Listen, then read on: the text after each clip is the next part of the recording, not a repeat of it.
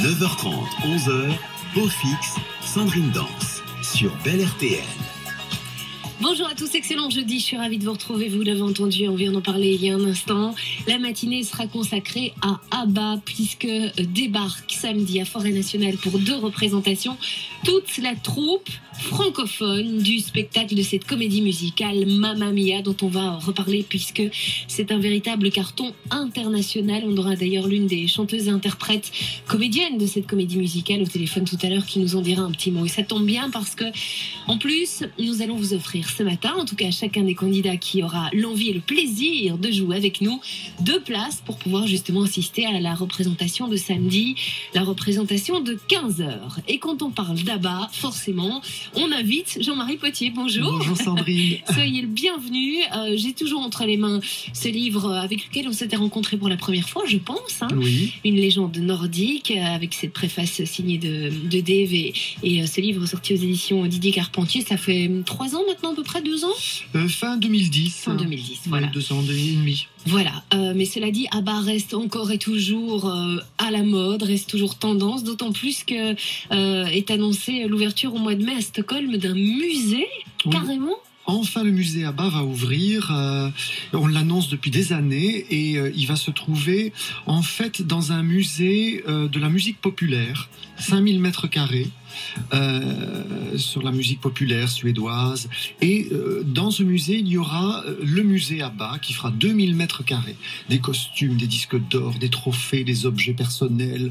Ils ont reconstitué le studio d'enregistrement, ils ont reconstitué le bureau de la maison de disques parce qu'auparavant il y avait une exposition itinérante qui s'appelait ABBA World et là tout revient à Stockholm, le musée va être permanent, toute l'année on pourra le visiter et moi j'avais vu l'exposition, déjà c'était quelque chose de très très beau, mais de se trouver en présence de ces costumes mythiques, on a l'impression qu'il ne manque plus que les membres du groupe, et je pense qu'ils seront peut-être à la première. Au moins à l'inauguration. Oui, très certainement, très certainement. Alors si vous aimez ABBA, et je n'en doute pas, si vous avez envie de venir jouer avec nous ce matin, de vous amuser en musique, de reparcourir leur belle aventure, venez tenter votre chance. Non seulement, je vous le disais, il y a les 2 places à remporter pour Mamma Mia samedi, le 15, ce sera à Forêt Nationale, mais il y a également votre place demain en finale pour vous partir avec la personne de votre choix sur la route du bonheur. 4 jours et 3 nuits entre la Belgique, les Pays-Bas et le Luxembourg. C'est une route qui vous emmènera aux tables, j'allais dire, les plus succulentes et les endroits les plus charmants de Relais et Château. On vous attend. If you change your mind. ABBA avec évidemment Take a Chance on Me, ça c'est 1977. Oh, de mémoire, vous les connaissez tous. Fin 77 et 78. Ah oui, soyons précis. Voilà. Allô, bonjour Cécile. Bonjour Sandrine. Je vous présente Jean-Marie qui est notre invité. Bonjour. Bonjour. Cécile, vous avez d'ores et déjà, quoi qu'il en soit, et quel que soit votre score et votre résultat, vos 2 places pour aller assister au spectacle Mamma Mia samedi à Forêt Nationale à 15h. Ah, j'ai déjà gagné. Ah, les places, oui. Maintenant, votre place en finale demain, ça c'est autre chose. D'accord, d'accord, il y a un petit bonus aujourd'hui, un petit cadeau supplémentaire. Je ne le savais pas. C'est vrai? Voilà. Non, je ne le savais pas du tout. Donc voilà. Donc vous avez, si vous le voulez, et si vous êtes disponible, 15h, samedi, Mamma Mia à Forêt Nationale. D'accord. Et pour les modalités, Alors, pour les modalités, alors comment ça marche? On va tout vous expliquer après en antenne, Cécile. Aucun souci. Je vous sens un peu stressée, ma Cécile. Un petit peu, oui. Oui? Pour quelle raison? Je sais pas, mais en plus, il y a des problèmes de connexion, je ne peux pas trop bouger. Ah, d'accord. D'accord. Et ça résonne aussi, j'ai l'impression que vous êtes dans une grande pièce vide. Non, mais je suis le long de la Meuse à Liège, et il y a des problèmes de connexion parfois avec les GSM. D'accord. À bon entendeur, salut, que tous les responsables des antennes mettent des antennes dans la Meuse. Non, mais ne bougez pas. En plus, si vous êtes en bord de Meuse, c'est plus prudent que vous ne bougiez pas. À choisir, je préférerais que vous ne bougiez pas. Alors, on y va. Vous avez dit à Élodie, il y a un instant, que vous faisiez partie de la génération ABBA. Mais c'est quoi la génération ABBA? 60, donc, je les ai vus gagner à l'Eurovision, puis j'ai suivi leur carrière. D'accord. Et vous avez un titre que vous aimez particulièrement, Cécile? Oui, The Winner Take It All. Oh là là, ouais.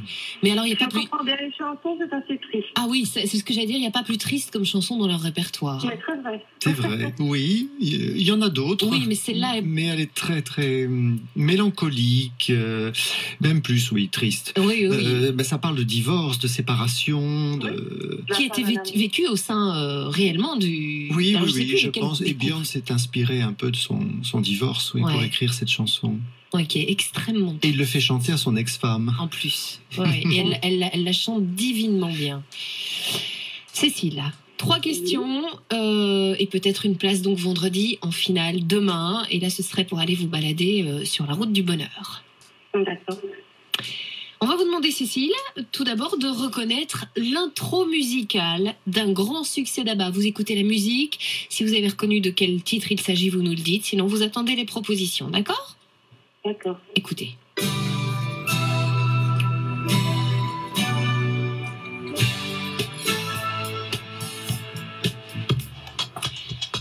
Oui, j'ai reconnu.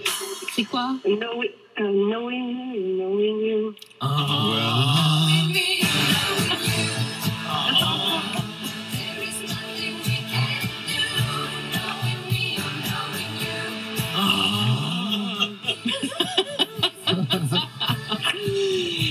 Ça, c'est tout bon. Knowing me, knowing you. Vous avez remarqué, Sandrine, que dans les chansons d'ABBA, il y a souvent des ah-ah, des hé-hé-hé, des petits sons comme ça.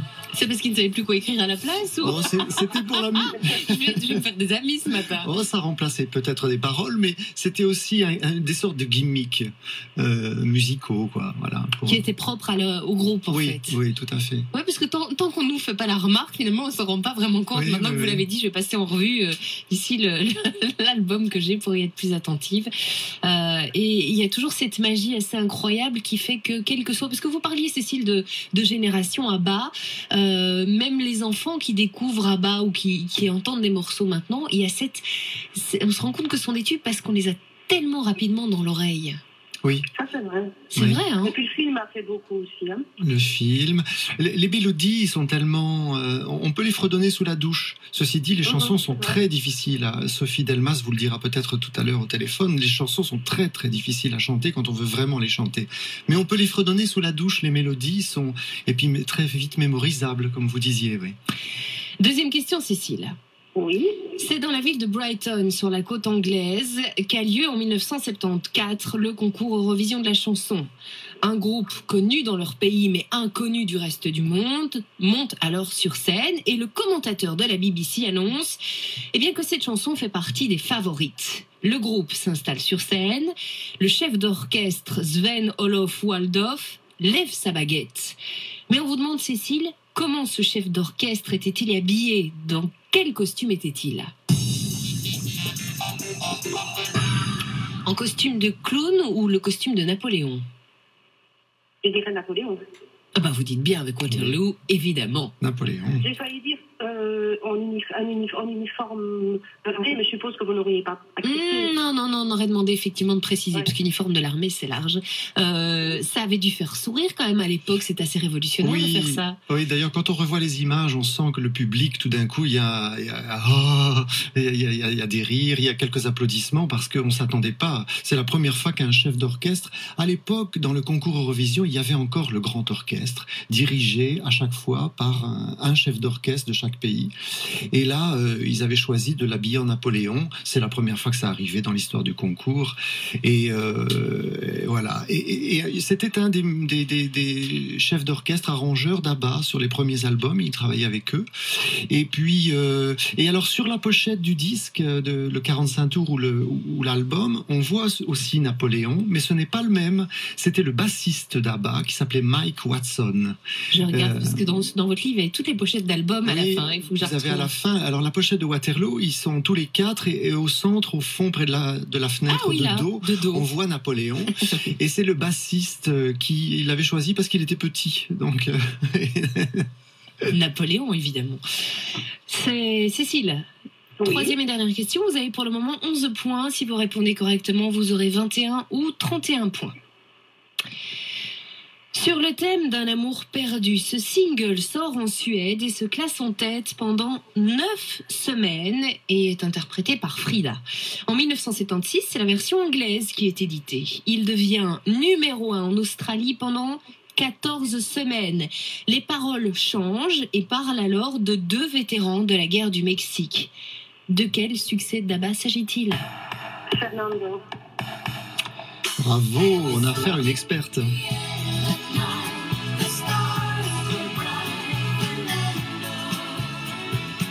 Pour la petite anecdote, moi qui suis née en 76, j'avais pu quelques années après avoir dans mon manche-disque le Fernando qui sans doute n'était plus utilisé par mes parents, 45 tours, mais que j'avais laissé près de la fenêtre et le soleil passant à travers la fenêtre avait fait, comme on dit en Belgique, gondoler mon 45 tours qui rentrait plus dans mon manche-disque après.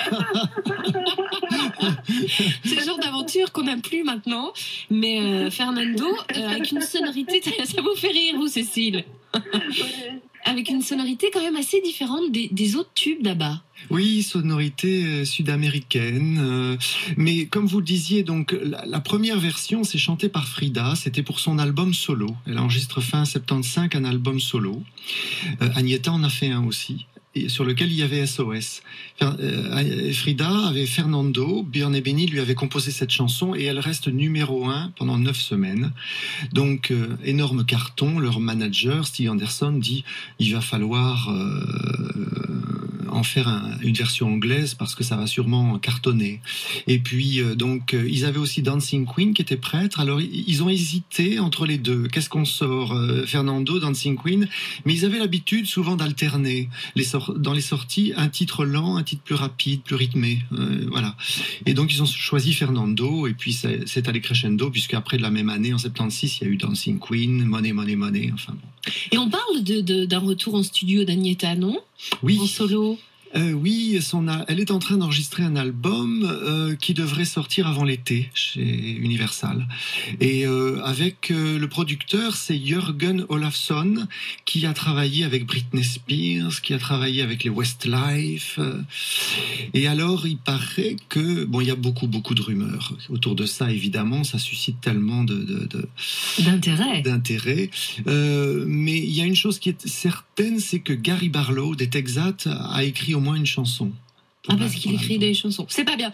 Ce que j'ai dit, c'est pas bien. Il écrivait des chansons dans Texas. Oui, il était compositeur. Mais tout le monde s'en souvient. Oh, plaisante. Moi, j'adorais. J'étais moi-même fan.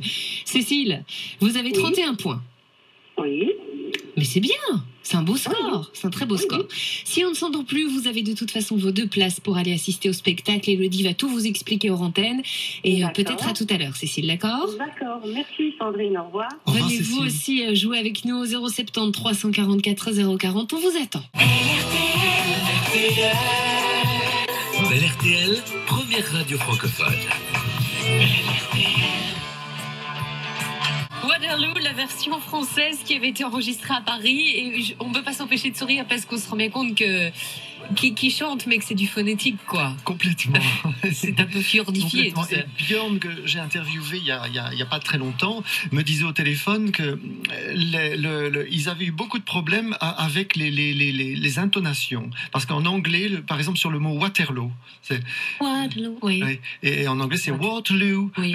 Donc, par rapport aux syllabes, il ne faut pas mettre l'intonation sur la même syllabe. Et ils avaient eu beaucoup de mal avec ça. Ils ont chanté en beaucoup de langues. On aura l'occasion d'en reparler tout à l'heure. Et elle, heureusement, elle comprend ce qu'elle chante. C'est Sophie Delmas. Bonjour. Bonjour. On est ravis de vous entendre. C'est vous qui incarnez Donna dans la comédie musicale, dans le spectacle Mamma Mia, qui sera donc en Belgique chez nous samedi. Vous n'êtes pas encore en Belgique, vous, Sophie, hein? Non, alors non, là je suis encore à Paris. Nous allons arriver dans votre belle ville demain soir, puisque nous avons tous les checks sont les balances samedi matin pour une longue journée sur scène, voilà, au Forêt Nationale. Avec 2 représentations à 15h et à 20h. C'est une première pour vous en Belgique? J'ai eu le plaisir de déjà jouer sur la scène du Forêt National quand j'étais dans le spectacle Toi m'emporte le vent. Il y a déjà 8-9 ans, mon Dieu que le temps passe vite. Voilà, donc on était venus fouler cette très belle scène voilà, de cette salle. Ça fait 2 ans, un peu plus de 2 ans maintenant que vous incarnez Donna Sheridan dans Mamma Mia. On parlait il y a un instant avec Jean-Marie des difficultés d'interpréter certaines chansons, même si la mélodie on l'a très vite dans l'oreille. Pour vous, quelle est celle qui vous a, j'allais dire entre guillemets, donné le plus de mal, Sophie ?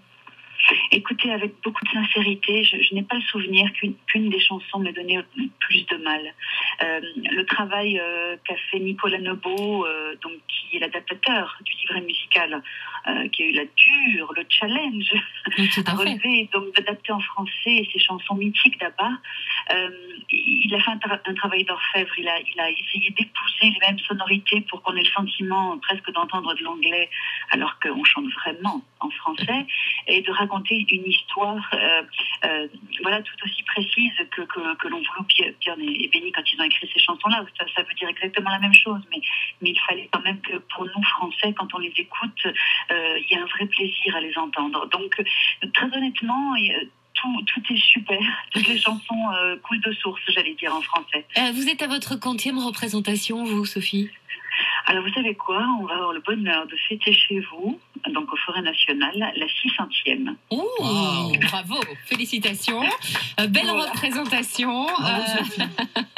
On vous souhaite un magnifique spectacle et on n'en doute pas, on sait que le public sera au rendez-vous. Merci de nous avoir consacré quelques minutes, Sophie Delmas. Je vous remercie, je voudrais juste embrasser Jean-Marie. Oui, voilà, Sophie, fort. je t'embrasse très fort, merci. Et j'espère à très vite. Et puis rendez-vous au Forêt Nationale. J'espère que vous serez là, vous aussi. À très bientôt. Au revoir, Sophie. Au revoir, Sophie. Au revoir, bonne journée à tous. Et j'en profite pour vous dire que tout au long de la matinée dans Mon Fix, si vous jouez avec nous, vous remporterez à chaque fois 2 places pour aller assister à la représentation de ce samedi 9 février à 15h. Belle RTL, Sandrine Danse, Beau Fixe, jusqu'à 11h. On va accueillir Philippe dans un instant. Je pensais à ABBA, on parlait de ce musée à Stockholm qui allait être consacré à ABBA, mais à la musique pop aussi suédoise. Est-ce que Ace of Base, ils n'étaient pas suédois aussi ? Si, bien sûr. Et ils ont essayé un peu de surfer sur un peu la suite, puisque ABBA avait quitté l'affiche au début des années 80, et puis c'est le début des années 90, Ace of Base, ils arrivent 2 couples, une brune, une blonde. Et ils avaient pas mal, ils ont fait 1 ou 2 singles qui ont bien fonctionné chez nous. All That She Wants. Exactement. Oh oui, Ace of Base. Bonjour Philippe. Bonjour Sandrine, bonjour Jean-Marie. Bonjour Philippe. Tout va bien Philippe ? Ça va bien, oui. Au boulot ? Oui, au boulot, oui. D'accord. Vous êtes employé à la SNCB. C'est bien ça, oui. ABBA, je voudrais un titre tout de suite Philippe. Votre titre préféré ou celui que vous n'aimez pas, parce qu'on en a qu'on aime moins aussi. Non, moi en fait j'en ai 2 que j'ai toujours préférés, c'était The Winner Takes It All et One of Us. One of Us, One of Us. One of us is crying, voilà. One of us is lying. Ah d'accord. C'est un des derniers en fait. Oui, ok, d'accord. J'aimais bien le tempo en fait. Vous aimez, oui, parce que les paroles, c'est aussi un peu triste, on est dans le oui, genre. voilà, hein. c'est ça, oui. Oui, chanson de divorce, de séparation, encore une fois. Un peu, oui, c'est ça. Parce qu'il y en a d'autres qui sont chouettes, sinon Philippe. Hein. Oui, moi en fait j'aimais bien les mélancoliques. J'aimais bien aussi The Day Before You Came. C'était bien aussi ça. Oui. Mais c'était aussi le même thème, quoi. Le divorce, la séparation, oui. Voilà. Ouais. On va tous sortir nos mouchoirs 3 secondes, Philippe, hein, et puis on va jouer, d'accord ? D'accord, on y va. Vous avez entendu le questionnaire de Cécile ? Très mal, parce qu'en fait je suis au boulot, donc... Ah oui, d'accord. Bon. Déjà, vous ne pouvez pas jouer normalement. Voilà. Vous ne direz rien sans Non, bien sûr, personne ne vous a reconnu. Je ne dis pas que vous êtes au 3e, au couloir de gauche, 4e porte à droite. Voilà. Personne ne le sait. Soyons discrets. La première question, vous le savez, c'est le jeu de l'intro, comme on dit. On va vous faire écouter une intro musicale d'un tube d'ABBA. À vous de nous dire lequel. D'accord. Ça c'est Gimme, Gimme, Gimme. Et là, je me tourne vers Didi. Je pense que l'intro musicale, elle dure longtemps sur ce morceau. Oui. 30 secondes au moins. Ouais. Gimme, Gimme, effectivement. Et je vous propose, Philippe et Jean-Marie, de retrouver une interview. C'est Björn, justement, qui nous parle de la manière dont il a vécu ces fameuses années 70. J'ai traversé les années 70 dans une sorte de brouillard. Je travaillais tout le temps. Quand on ne faisait pas des voyages de promotion, on écrivait, et quand on n'écrivait pas, on enregistrait. Ça ne s'arrêtait pas. Je me rappelle tout de même de certaines choses des années 70. Mais les gens se souviennent de nos chansons. Certains me disent que sur Dancing Queen, par exemple, ils ont embrassé leur petite amie pour la première fois. Mais moi, je n'ai pas du tout ce type de souvenirs. Merci à Jean-Claude Gerlache qui nous a fourni ces extraits d'interviews. Les années 70, c'est aussi quand même un look. Je regarde dans les différents bouquins, dans les coffrets, les tenues. Je n'oserais plus mettre ça maintenant. Non, quand non, même. non. Mais à l'époque, c'était un peu une mode. Hein. On sortait du glam rock, vous savez, donc tous ces costumes flamboyants avec surtout les artistes. Ils avaient des paillettes, des plumes, et donc ils en ont bien profité. Et puis ensuite, ils ont changé. Ils ont eu une seconde période un petit peu plus sérieuse où moi Baba Cool, j'appelle. Ah, c'était avant. Ah, c'était avant encore. Ouais, c'était un petit peu avant, oui. C'était juste un petit peu avant l'Eurovision. C'était un peu Baba Cool. Et puis, ils gagnent l'Eurovision. Là, ils sont dans le glam rock. Mais à partir de 77, 8, 9, ils vont commencer à changer. Et ils ont une deuxième période que moi, j'appelle dynastie. Vous savez, avec des tailleurs. Et des brushings. Des brushings, des maquillages assez légers. Du bleu sur les yeux bleus, enfin le truc classique, quoi. Philippe, vous venez de marquer vos 6 premiers points. Voici la deuxième question. Le film ABBA The Movie sort chez nous en décembre 1977 et l'année suivante dans le reste du monde. C'est l'histoire d'un journaliste maladroit qui essaye d'interviewer le groupe. Ce docu-fiction a été filmé lors d'une de leurs tournées. Mais dans quel pays était-ce ? En Australie. Bravo. Alors là, effectivement en Australie, je l'ai pas vu, moi j'avoue, ABBA The Movie. Est-ce que ça a bien vieilli ? Oui, parce que... Vous n'êtes pas objectif quand vous dites ça. Si. Si, vous êtes sûr ? Je vous assure, si, quand c'est pas bien, je le dis. Ah d'accord, Non. alors ça va. Non, il y a pas de souci. Non, je suis vraiment objectif quand je dis ça, parce que en plus, ça permet vraiment de voir le groupe sur scène, en concert, et de voir le phénomène aussi que représentait ABBA en Australie. C'était aussi important que les Beatles. On a d'ailleurs appelé ça la ABBA-mania. Donc, ça a été tourné filmé pendant leur tournée australienne en mars 77. Et donc, ils arrivent là-bas, ils sont poursuivis par des meutes dès l'aéroport, des meutes de fans partout. Et l'Australie avait été gagnée par une fièvre ABBA. C'était extraordinaire. Et puis on les voit bien sur scène parce que cet animateur de radio essaye d'obtenir une interview. Il n'a pas son backstage, il n'a pas son pass. accès, ouais. Voilà. Alors il les suit de ville en ville comme ça, tout autour de l'Australie. Et il interviewe des gens dans la rue et il va risquer sa place s'il n'obtient pas cette interview. Et je ne dis pas à la fin, mais en tout cas, ça se termine bien quand même.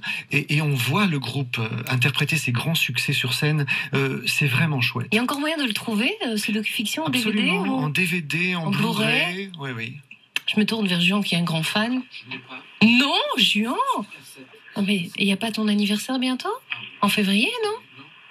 Ah, il est passé. Bravo, magnifique. Bon, ce sera pour l'année prochaine. Philippe, vous l'avez, vous, le film ?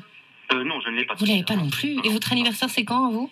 Au mois de décembre. Ah d'accord, bon voilà, j'ai le temps de faire d'une pierre deux coups, comme on dit, Oui. dans ce cas-là. Vous avez 16 points, vous pouvez, attendez qu'on fasse le compte. Ah non, vous êtes obligé de répondre avant les propositions si vous voulez devancer le score de Cécile. D'accord. Ouais. L'album Arrival, pour le dire en français, Arrival, est leur 4e album studio. Il comprend les hits tels que Dancing Queen, Money Money ou Knowing Me, Knowing You.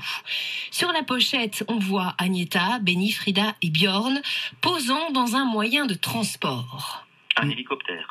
Bravo. On va faire un fan là.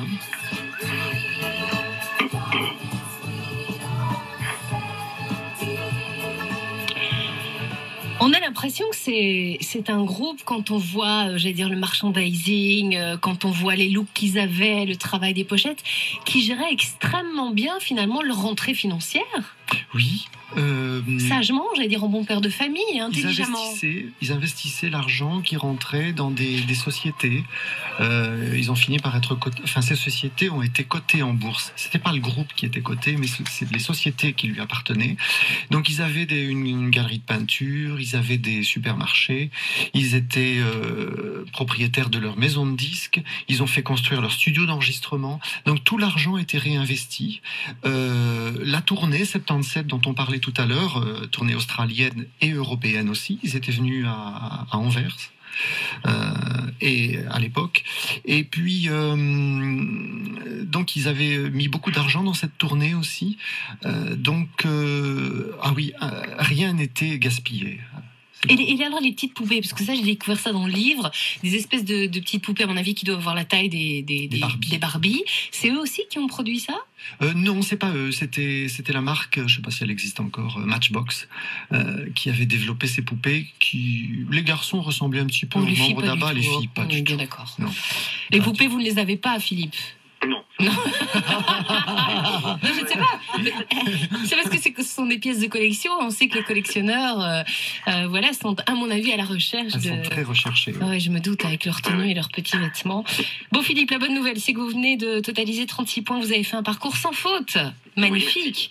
On embrasse Cécile qui nous écoute. Vous avez en plus vos 2 places pour aller samedi après-midi, voir Mamma Mia.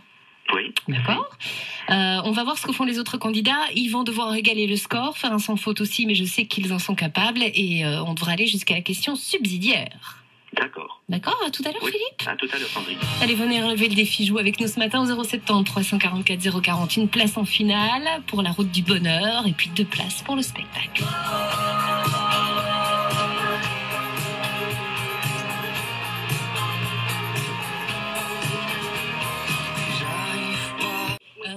Il faut dire aussi que dans, chacune des soirées ou des mariages, on peut être certain qu'il y aura, comme on dit, un clo-clo qui va sortir un moment ou un autre, et un titre d'ABBA aussi. Oui, en général. Forcément.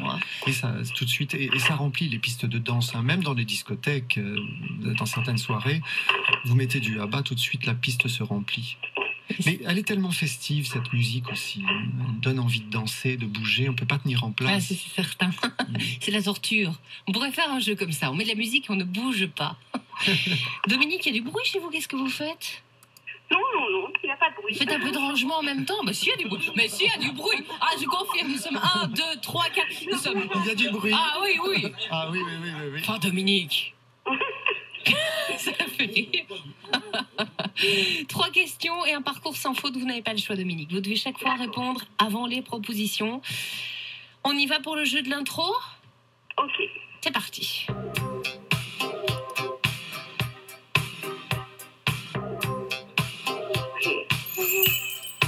C'est vache, ça, les gars.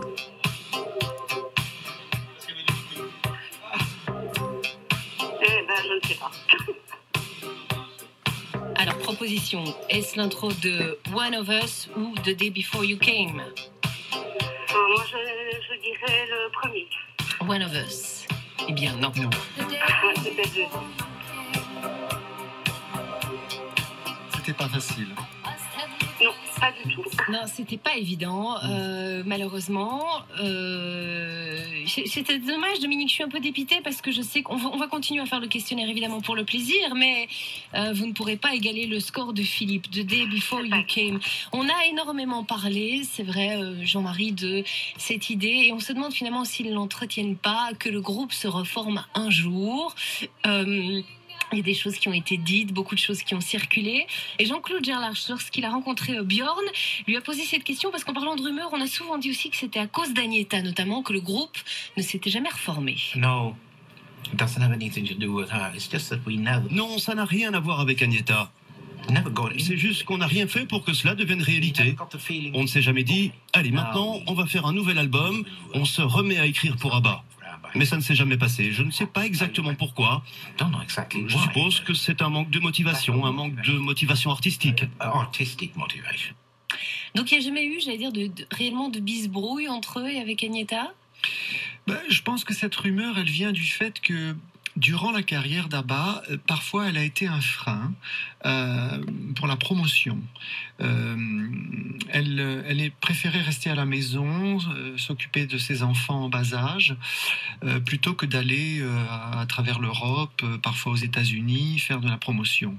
Elle avait peur aussi de l'avion. Elle a toujours eu une peur panique de l'avion, donc ça ne l'encourageait pas à partir non plus. Donc cette rumeur vient peut-être de là. Mais non, je pense que comme dit Björn, oui, il y avait une démotivation artistique et un manque d'envie. Et puis ça faisait déjà 10 ans et même un peu plus, mais en tant que groupe, ça faisait 10 ans, 72-82, qu'ils travaillaient ensemble. Les deux couples avaient divorcé. Donc dans le studio, se retrouver avec son ex, c'était pas évident.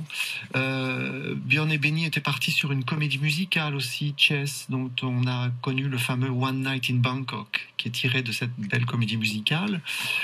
Donc Frida, elle avait son projet avec Phil Collins, Agnetha, elle avait un autre projet avec le producteur de Blondie, Mike Chapman.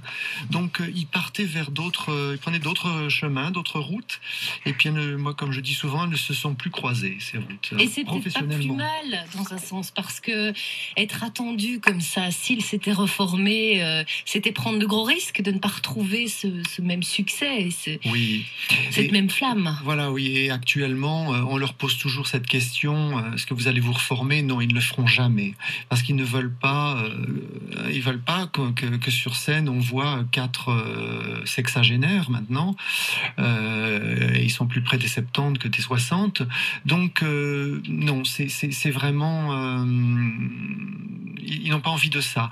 Mais moi, j'avais posé la question à Björn, et est-ce que vous n'avez pas envie de refaire un disque? Et il n'a pas dit non.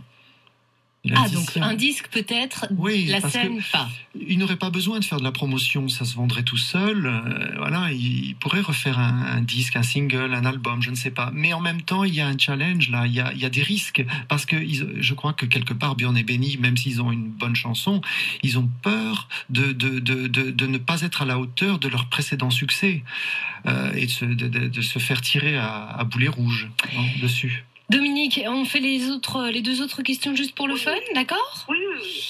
Décédé en 1997, il est le fondateur de la maison de disques Polar Music et engage Björn et Benny pour qu'ils écrivent des chansons. Il a également coécrit des textes pour ABBA.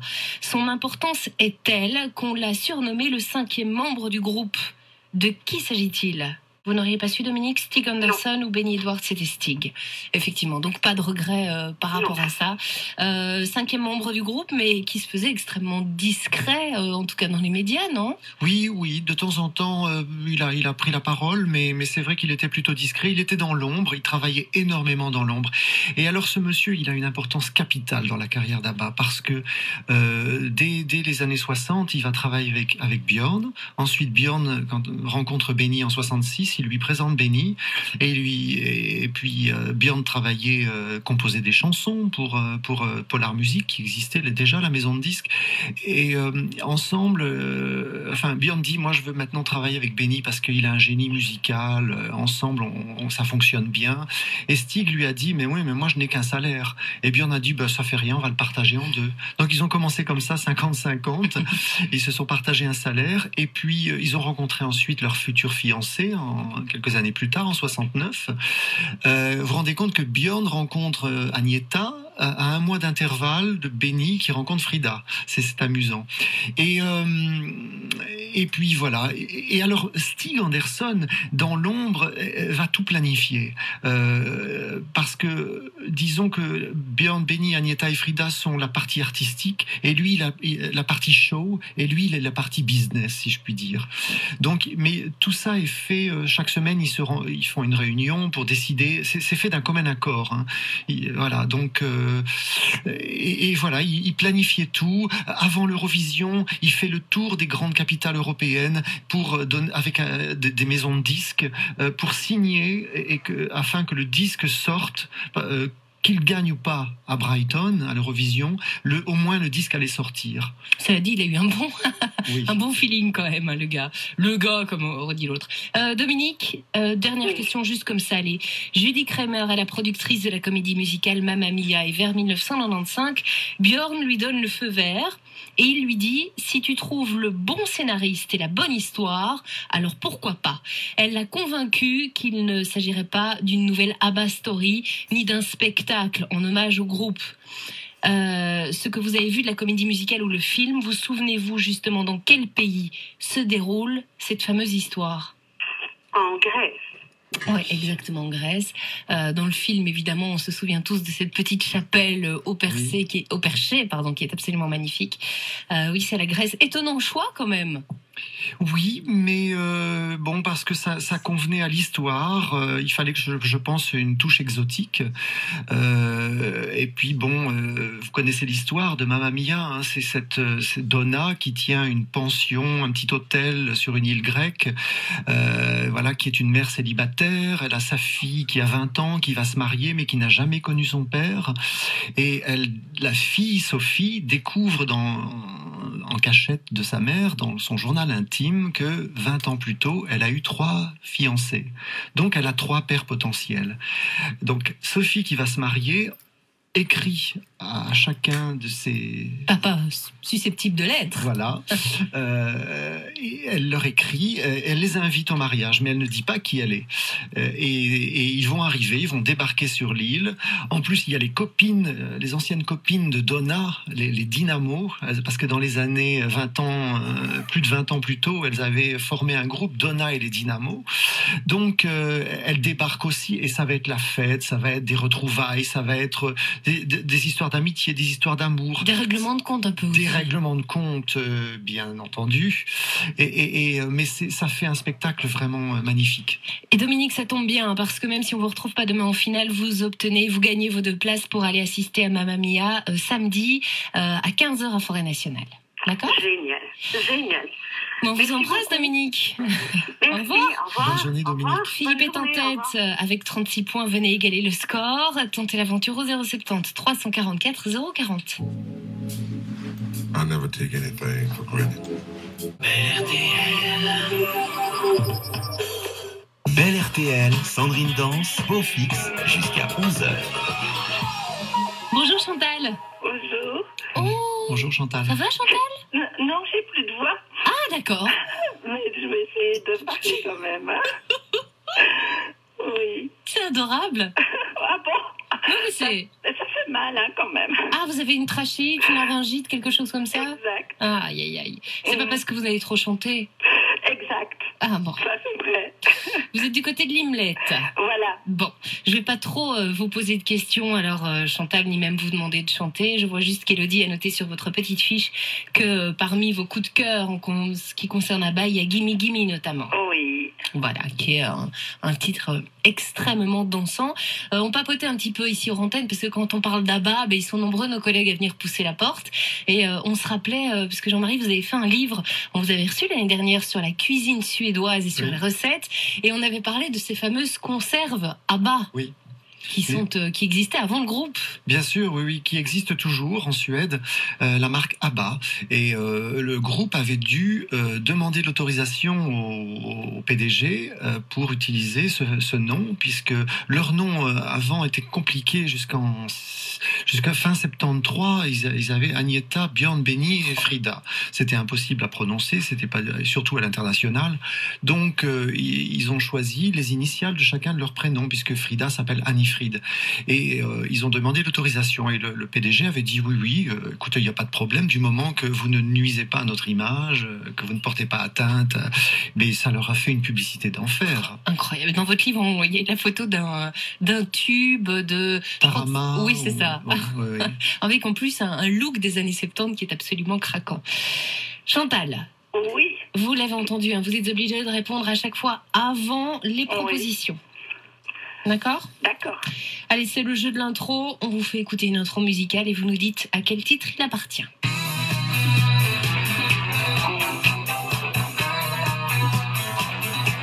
Mais si, allez. Oui. On le retrouve. Voilà, encore le ha-ha. Mais c'était pour coller à la chorégraphie, hein, Oui, non? voilà, et tout le monde fait ça sur la piste en même temps. Exactement. Voulez-vous, là le terme, le mot est en français parce que forcément on l'utilise, voulez-vous en anglais aussi, mais ils ont chanté en plus de 10 langues différentes.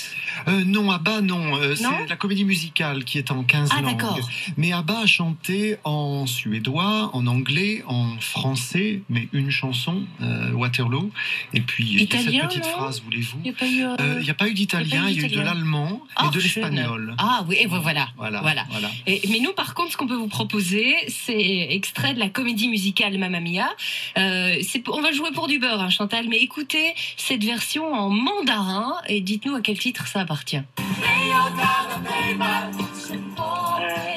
C'est pour, de toute façon, ça compte pas. Hein. Ouais, mais je sais c'est Et ils le disent pour toi, écoutez bien. Ouais. Ouais, non, c'est pas Dancing. Thank you for the music. Ouais. Oui, en version en mandarin, s'il vous plaît.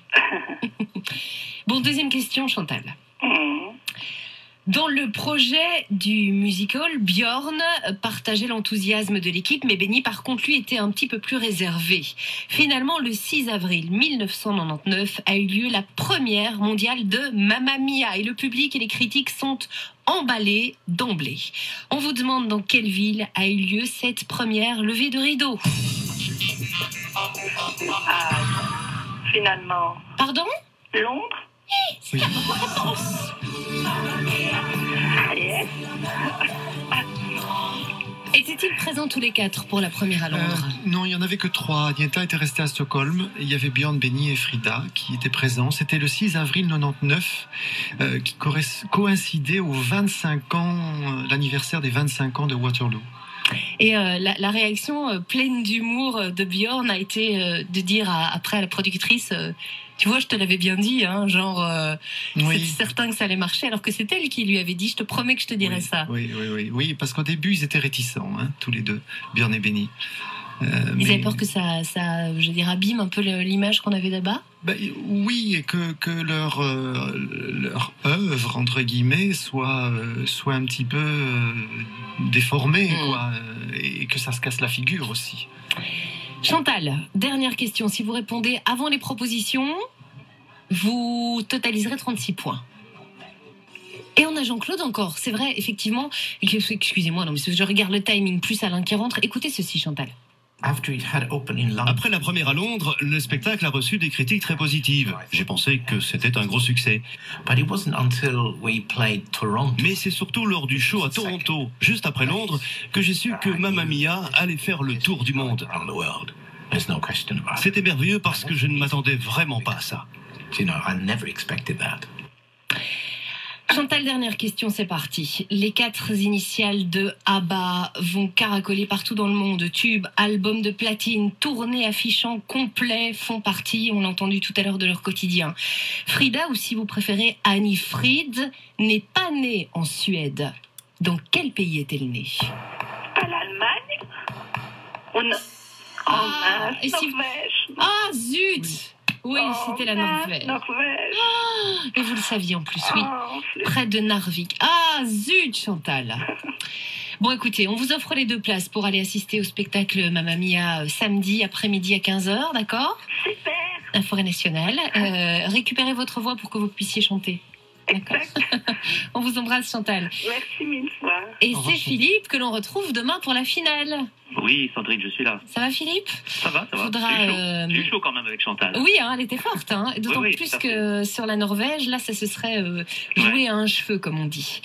On vous retrouve demain avec les autres sujets de la semaine. Nous avons parlé des femmes les plus cruelles de l'histoire. Nous avons parlé des fromages. Nous avons parlé du carnaval de Binche. Et de ABBA, évidemment. Vous allez devoir redistribuer tous les sujets à tout le monde. D'accord, mais Elodie va tout vous réexpliquer. Ça va bien. À demain, Philippe. À demain, Sandrine. Bonne chance. Merci beaucoup, Jean-Marie, de nous avoir accompagnés ce matin avec ABBA. Et on rappelle que donc la comédie musicale est samedi chez nous en Belgique, 15h et 20h à Forêt Nationale. Alain. C'est qui votre chanteur préféré dans les ABBA ? Björn ou l'autre ? Non, moi c'est Frida, moi. Non, mais je vous dis les hommes parce que oui, ils sont mais oui.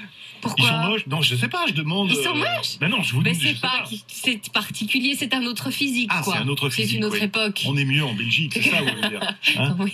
Par exemple, vous auriez chanté, Alain, je vous aurais adoré. Absolument, avec une barbe et tout, et pas de def, ça aurait été magnifique.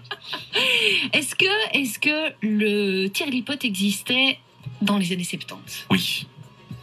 Merci pour cet indice particulier qui fait avancer l'affaire. Le schmilblick. Le schmilblick. Merci beaucoup à tous, on se retrouve demain pour la finale. Belle journée.